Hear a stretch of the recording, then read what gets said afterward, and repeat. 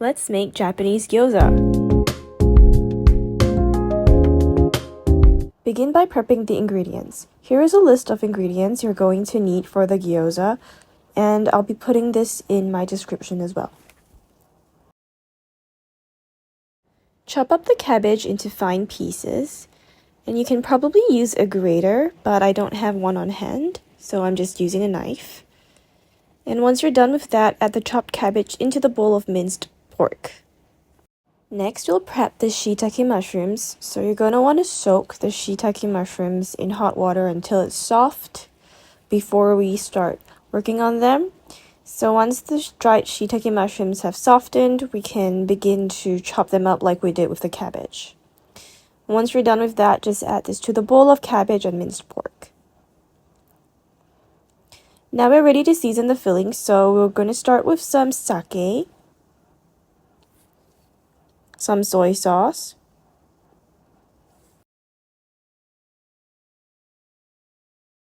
some sesame oil,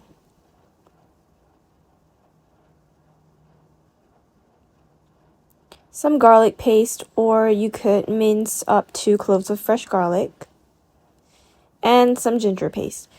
And again, you could use fresh ginger here as well. Now mix everything together to combine, and it should look something like this. The thing I like about gyoza or pot stickers is how you can easily customize the filling according to your own taste and preferences, so there's really no right or wrong. Now grab your gyoza skin because we're going to start folding. I'm using store-bought dumpling skin today, but you should look for wrappers made specifically for gyoza if you can, because these dumpling skins were a lot thicker than the typical gyoza wrappers. If you want to learn how to fold a gyoza, I will link my tutorial in the description below. I find folding gyozas to be quite relaxing, and it's even more enjoyable when I'm folding with my sisters, because I think it's quite common for Asian households to bond over food, and I grew up in a fairly large family on my mother's side, and I'm actually part Peranakan, so cooking with family is almost like a rite of passage. I remember growing up, the ladies in my extended family would all come together and just prepare food for 20-30 family members, and it's just such a comforting activity to bond over food, and I definitely miss those days of family togetherness from my childhood. So now that the final gyoza has been wrapped, we're ready to start cooking. So grab your pan and add some cooking oil. I used sesame oil. And just heat it up. And make sure that the pan is evenly coated with the oil.